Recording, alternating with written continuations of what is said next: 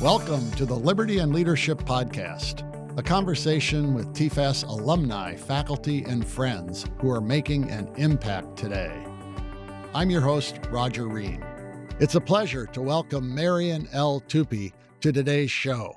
Marian is the founder and editor of humanprogress.org, a senior fellow at the Cato Institute's Center for Global Liberty and Prosperity, and co-creator of the Simon Project, an initiative that examines the relationship between population growth and resource abundance and publishes the yearly Simon Abundance Index. He is the co-author of 10 Global Trends Every Smart Person Should Know, and many others you will find interesting, and Superabundance, the story of population growth, innovation, and human flourishing on an infinitely bountiful planet.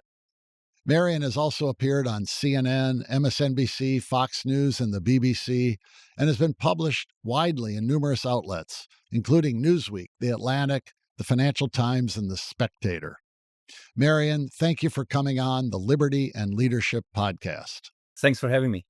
You're the founder of humanprogress.org, a fascinating website, and I know every week I get an email from you with great news about the world. What inspired you to launch this project to begin with? About 15 years ago or so, I read a fascinating book by a British author and scientist, Matt Ridley, called The Rational Optimist. And the book was filled with fascinating statistics about how the life has improved over time that I didn't know about. And since it's my job to be pretty much on top of what is happening in the world, I thought, well, if I don't know these things, many other people won't, vast majority of people won't. So I wanted to create a website devoted to those statistics. At the same time, what happened was that the World Bank has released world economic indicators, world development indicators from behind a paywall. And many people started looking at these indicators and started realizing that vast majority of them were moving in the same direction, which is to say in the direction of the improvement. So that really gave rise to a whole discipline called Human Progress Studies, as we try to understand why is it that the world is improving to the extent that it is. By coincidence, a few weeks ago, my 3 daughters asked me to give them a list of some of the favorite books I've read in my lifetime, and I had The Rational Optimist was on the list. And I'm embarrassed to say I didn't put Superabundance on it, but I should add that to the list now because you've written an outstanding book that follows up on many of those themes and goes into a lot of depth with a lot of data. I'd like to dig into that. I know you'll be speaking to our students after we record this in giving our annual Lev Dobriansky lecture. And it's, I think, along the lines of what you just said, it's something young people need to hear because there's so much doom and gloom out there about the world, about environmental issues, population growth, all these things. And you tackle those things in your website, in your book. Let's first talk about the issue of, you use the title superabundance, but abundance has become a much talked about word lately with another book being written along those lines. But what do you mean by superabundance? How do you choose that for your title, and what is your general conclusion? Much of the criticism concerning capitalism, concerning economic freedom, concerning people getting wealthy has come from the environmental far left. Not all environmentalists are against technological change, against innovation, against people getting wealthier. But the people who have been in charge, the vanguard of the environmental movement, has been one that does not believe that human problems can be solved through innovation. They believe that human problems should be solved by depriving people of more money, of more consumption, of holidays abroad, of air conditioning, and whatever else. And so when I started looking at the state of affairs, it seemed to me that the environmental movement, the extreme of the environmental movement, once again, I don't want to create an impression that all environmentalists are like that, but the extreme of the environmentalist movement could be put into 2 buckets. The people concerned with climate change and global warming, and people concerned with consumption and overconsumption of resources and population growth. So I didn't want to do more work on climate change and global warming, because I think there are plenty of people who are doing that work, and it's a lot of hard science, physics, chemistry, and whatever else. I think that you need to be highly skilled and highly educated in those areas, physics and chemistry in particular, in order to be able to have a good grasp on what is happening with regard to global warming. And so what I decided to focus on was really the question of overconsumption and of resources. And so the book Superabundance is devoted to trying to understand what is the relationship between population growth and consumption of resources. The orthodox view is that the more people you have, the more resources you are going to consume, and consequently resources are going to go up in price. They're going to become scarcer, and therefore you have some sort of a calamity on your hands. Now that works when population increases, because obviously as you have more people consuming stuff, you are supposed to have less of it. But it also works if the population plateaus, because as population of the world becomes richer, then even if you have a steady number of people, they are still going to consume more and more resources because they are richer and consequently can afford greater consumption. So we looked at the data, and what we found is that actually the relationship is inverse, meaning the more people we have, the cheaper resources become relative to wages. And this relationship has held for the last 200 years or so.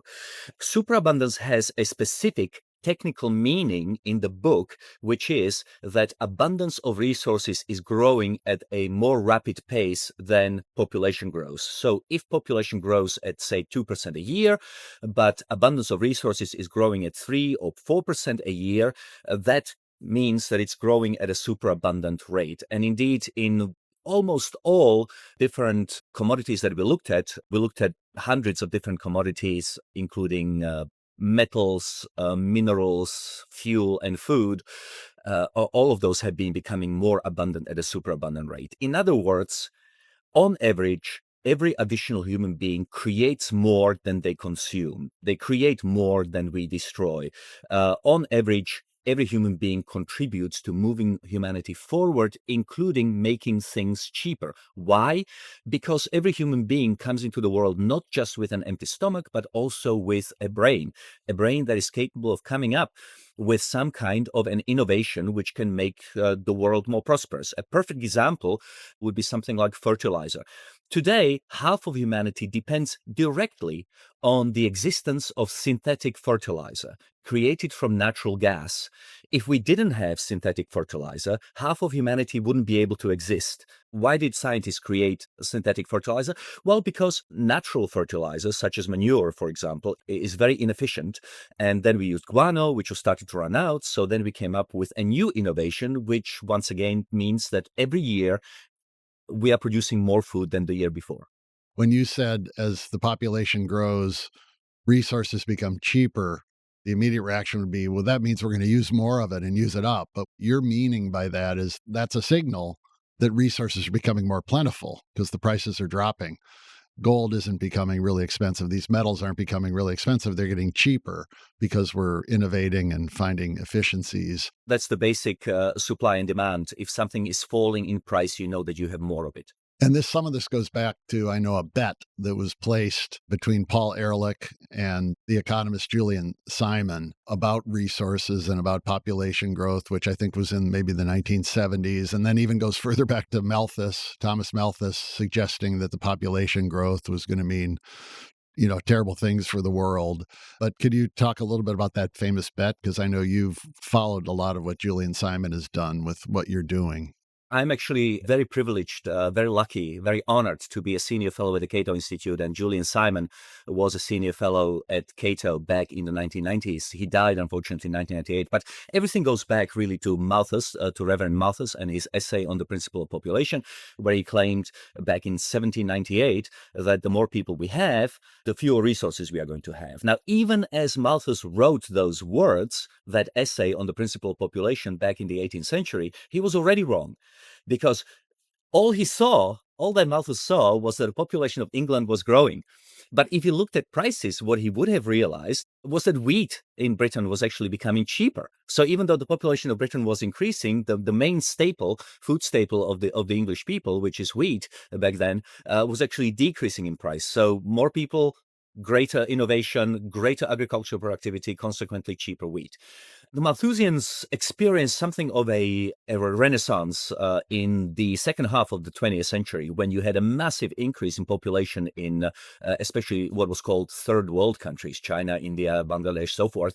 And the concern simply returned.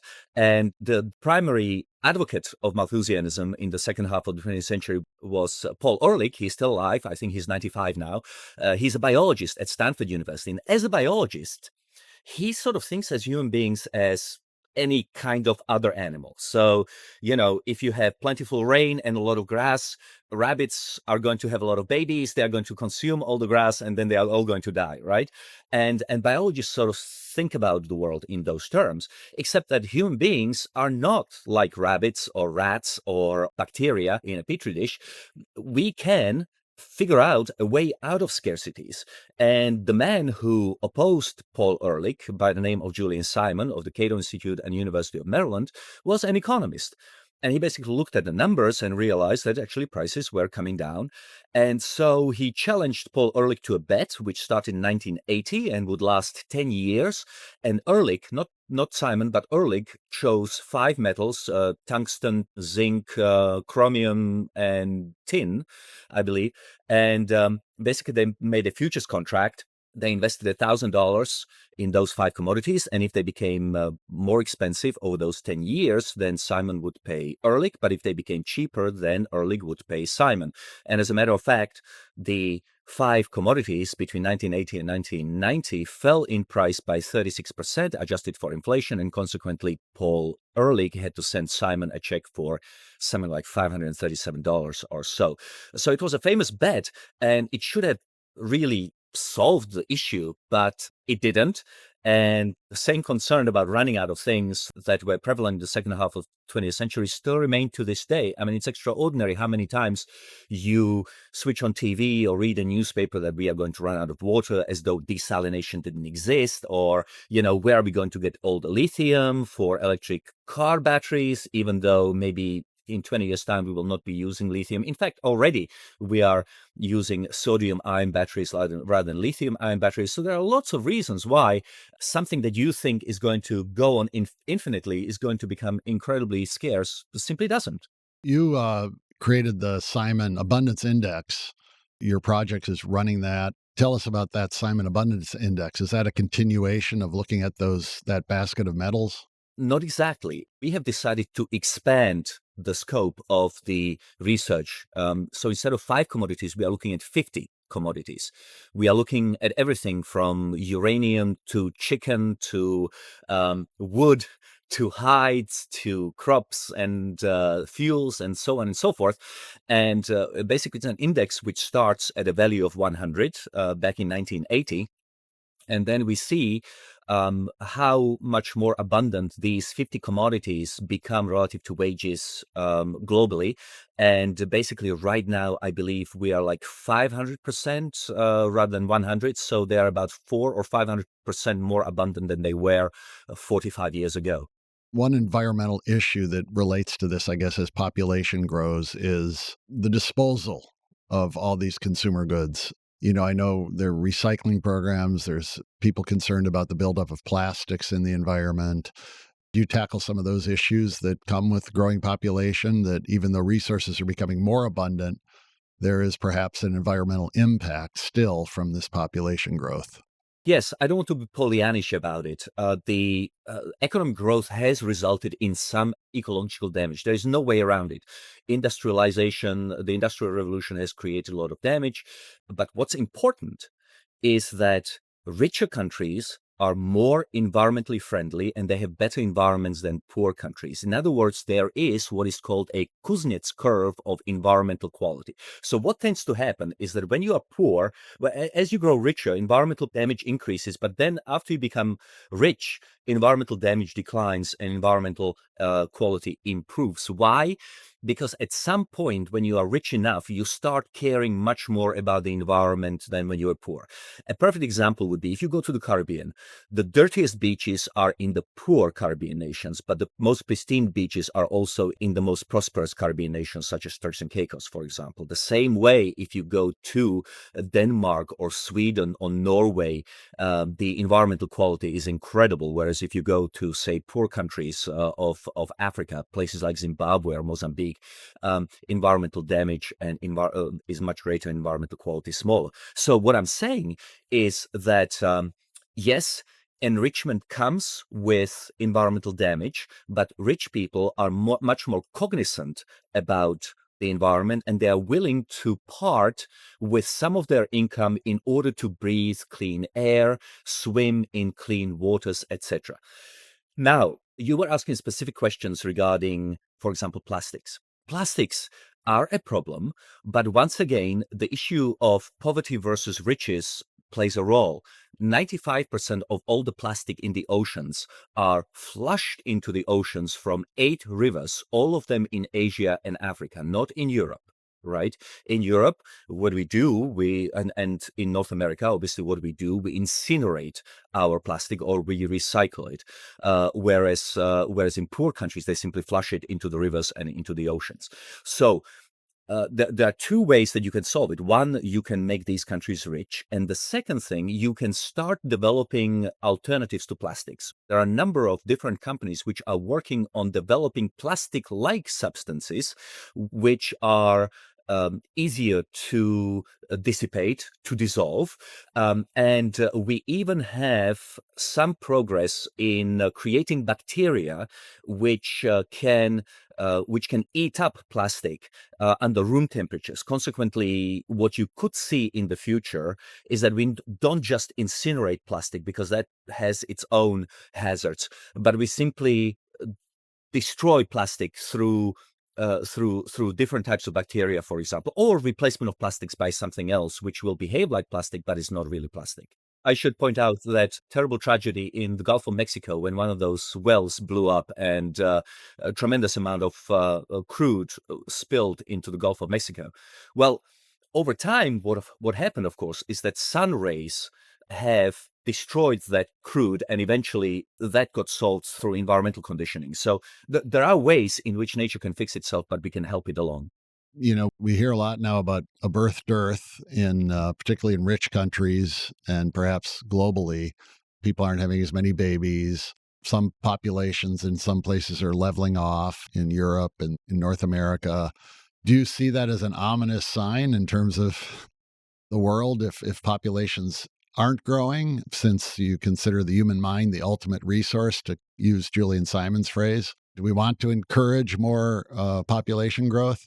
It does worry me along many different dimensions. Some of them are purely, life is wonderful, falling in love, going to different places in the world, exploring different cultures, just staying alive and experiencing this wonderful earth of ours. That, if we are going to have fewer people are also going to be enjoying all those wonderful benefits of being alive. And that's unfortunate. But it's also unfortunate because we rely on future generations to pay down the massive American debt. We rely on future generations to pay for tomorrow's retirees, and we rely on future generations in order to produce more solutions to our problems, to come up with new ideas. So it's people who have ideas which lead to inventions and innovations, which then lead to increases in productivity and consequently higher economic growth. This is not Marian Tupy's thesis. This is a well-known way of doing things that Nobel Prizes have been given for these sorts of discoveries to Paul Romer and Michael Kramer and others.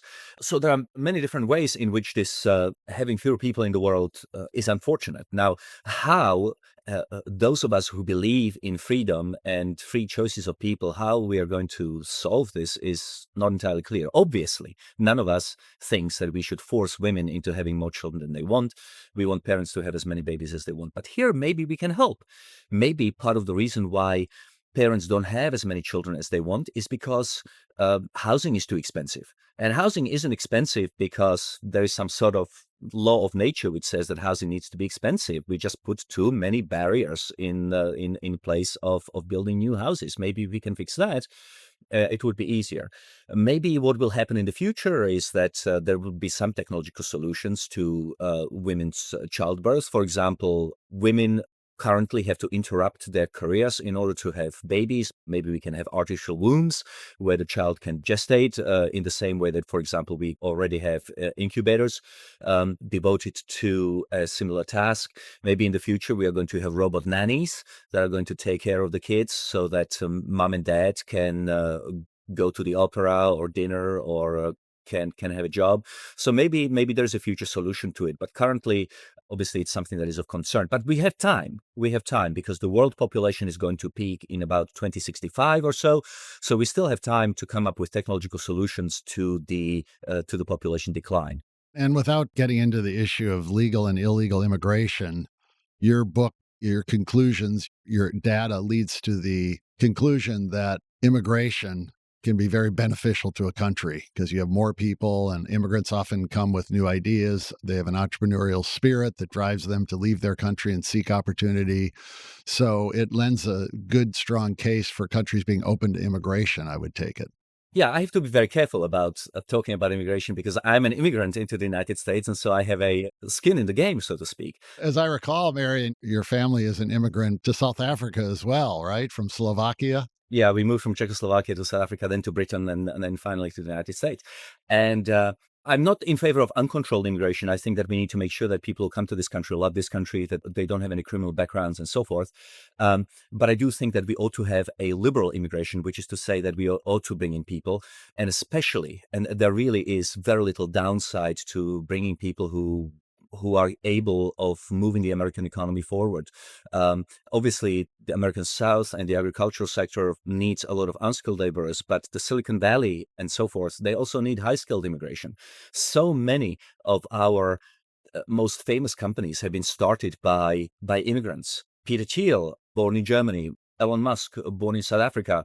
David Friedberg of Ohalo, extraordinary company, also born in South Africa. Then you have people behind Google who are also foreigners. So there's an extraordinary benefit that America has gained as a result of especially high-skilled immigration. And international affairs had been becoming a little less stable recently. I'm sure that many of your viewers will have realized. And if there are going to be smart people working on how to defend the country, how to develop new systems of protecting us against missiles and whatever else, I would like them to work in the United States rather than against the United States. So let's bring them here. Yes, some of them are going to be spies, but we'll have to handle that. But most of them just want a better life. They want to be free. They don't want to live in repressive regimes like Iran and China and, God forbid, Russia. We should welcome them here. If we want to really punish our enemies, if we really want to make life difficult for Vladimir Putin, we should allow their smartest to come to the United States and work for us rather than for him. You also wrote a book called 10 Global Trends Every Smart Person Should Know. Could you touch on some of those trends that you think particularly young people aren't aware of that they need to learn? Well, I think that this book has come out about 5 years ago. So at some point I will have to do an update because data gets old. But we looked at something like 78 different trends, and the basics that young people ought to understand is that they live much longer than their ancestors. The standard life expectancy until about 200 years ago was 35 years. Now, when you're 20, 35 sounds like antiquity, but but my point is that we want to live into our 80s and to our 90s and perhaps beyond because living is good, living is great, and so just that. Also, it took the French until the middle of the 19th century to get to 2,000 calories per person per day. People used to starve. I mean, famines were once omnipresent throughout the world. People used to die by the millions. Today, our problem is not famine, but obesity, which we are obviously tackling through things like GLP-1s and so forth. What else? 50% of children between the ages of 1 and 15 would die before the age of 15 until about, once again, 200 years ago. Today, that number is something down to 4% or so. So from 50% to 4%, that's extraordinary. I encourage you in your classes and so forth, to point to the classroom, and do you realize that 200 years ago, half of you would not be here? Maternal mortality is much lower than it used to be. Even violence. At the time of Michelangelo, for example, in the 15th century, 75 out of 100,000 Italians could expect to die due to being murdered. Today, Italy has one of the lowest homicide rates in the world. It's now lower than 1 per 100,000. So there are all sorts of different ways in which the world is much safer. It is much better educated, or at least certainly literate. The world, we are better fed, we live longer, and we are healthier. People think that if you lived 200 years ago, that life was hunky-dory because, you're walking through the fields and whatever else. No, food was often adulterated. People would die from food poisoning all the time because, of course, they had no refrigeration and whatever else. Meat would spoil and so forth. People would be infested with all sorts of parasites against which they had absolutely no answer before the age of modern drugs. So, no, life was pretty miserable. Not to mention that just about 8 out of 10 people in Europe would be pockmarked by smallpox. Those who survived smallpox would be disfigured by it. This was terrible time to be alive. Yeah, about 200 years ago, the leading cause of death among women was childbirth. I find that astounding. And, in 100 years ago, if a child got diabetes, it was a death sentence. There was no treatment, no cure until I think it was a Canadian who developed insulin. Yeah, and what about antibiotics? Yeah. Antibiotics are now 97 years old. So the antibiotics came out in 1928. In 1924, son of President of the United States, Calvin Coolidge Jr., was playing tennis on the White House lawn and shoeless, developed a blister which got infected, and he died. This was the son of the President of the United States, had access to the best healthcare in the world, but because they didn't have antibiotics, he died.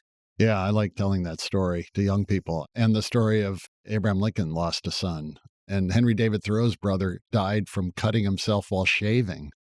I mean, these are the things that killed people back then. It's remarkable. And young people today, and all of us, I guess, take so much for granted about the world we live in today. Yeah, read history and read economic history. It's full of fascinating insights about how our lives are much better than those of our ancestors. Did your path of being from Czechoslovakia, your family, and then South Africa to England to here, how did that upbringing kind of impact the way you look at the world, or did it? Well, I mean, growing up under communism, our assumption was that we were never going to travel. We were never going to enjoy higher standard living because we lived in an open air prison where nothing worked and everything was ugly and we had food shortages and so forth. So moving to the West was obviously a tremendous improvement in my life, but it also, I think it made me wonder about why countries are poor, why countries are rich. Obviously, I'm not the first one or the last one to wonder about those things. Going back all the way to Adam Smith, people have been wondering about the causes of the riches and poverty of nations. And so it's very important that we continue to learn the right lessons, which is to say that freedom works. If you allow people to have a go, in the words of Deirdre McCloskey, then people will generally tend to improve their own lives and those of their families. And basically, this is best achieved in countries which have a very high degree of economic and political freedom. Whereas in countries which are suppressed, like communist countries, where freedom is not allowed to flourish, they obviously fall behind and become impoverished as a result. Well, I have a high regard for the Cato Institute. It's wonderful. You're a senior fellow there. I've supported it for many years, and I think it's a terrific project that you run under their auspices. Your last comment, brought up, to my mind at least, something you hear from young people who point to places like Sweden. Of course, Bernie Sanders does too, but as this paradise because it's socialist and something the Swedes reject. They say they aren't a socialist country, but what about that kind of welfare state economy like Sweden? How does that fare in the way you look at these things? First, it's important to understand that Bernie Sanders picks and chooses what he likes about Sweden. He doesn't like, for example, that Sweden has essentially privatized its educational system. Its high school education is now privatized. Students can go to any school, whether it's religious or for-profit, and for-profit education thrives in Sweden. That's not something that you normally associate with a socialist country, not something that a socialist like Bernie Sanders would want to adopt in the United States. But Sweden, in many ways, leads the way in terms of economic freedom, by which we mean capitalism. Sweden is much more free trade country than the United States. So there are many aspects to the Swedish economy which are highly competitive, highly capitalistic. What Sweden does have that we don't have as much is a very high rate of taxation, including a very high VAT rate. It's a value-added tax, right? Correct, value-added tax. So our taxes generally are much lower than what they are in Sweden and other Nordic economies. So the economic model of the Nordic countries is not socialistic, it's capitalist, but they have a much higher level of taxes. Now, Sweden overtaxed itself in the 1970s and the 1980s. It had a massive economic crash in early 1990s, 1988 to 1992 or so. And consequently, Sweden actually became much more capitalist than it did before, but it retained these high taxes. Now, the question is whether the United States can have such high taxes, and also what high taxes do to things like innovation, for example. Is one of the reasons why innovation happens in the United States is because our taxes are relatively low. In other words, in some ways, Sweden parasites on American innovation. Innovation doesn't really happen in Nordic countries, precisely because a lot of people who might come up with innovation come to the United States rather than part with 70 or 80% of their income in Sweden. Second, would Americans put up with high tax rates as they are in Nordic countries? I doubt it. But more importantly, or most importantly, and this is not something that is very politically correct, and that is that very high tax rates usually require a very high homogeneity of the population. In other words, people who feel like they're a part of one big family are usually willing to put up with much higher taxes. But once you have a very diverse population, I'm not just talking about race, although race matters. I'm talking about culture and religion. When you have a hodgepodge of different peoples like they are in the United States, it's much more difficult to increase taxes to such a level, because people who share the same culture, who share the same ethnic background, who share the same expectations and hopes and so forth, they are much more likely to put up with high taxes than very diverse countries do. Wonderful. Appreciate you talking with me today on the Liberty and Leadership podcast. Marian's book, published 3 years ago, is Superabundance. It's the story of population growth, innovation, and human flourishing on an infinitely bountiful planet. So if you ever get depressed or down on things in the world, I urge you to buy his book and read it. He'll be giving our Lev Dobriansky lecture in political economy a few days after we've recorded this podcast to our students who are studying from campuses around the United States. Thanks for being with me today, Marian. My pleasure. Thanks for having me. Thank you for listening to the Liberty and Leadership Podcast. If you have a comment or question, please drop us an email at podcast@tfas.org. And be sure to subscribe to the show on your favorite podcast app and leave a 5-star review. Liberty and Leadership is produced at Podville Media. I'm your host, Roger Ream, and until next time, show courage in things large and small.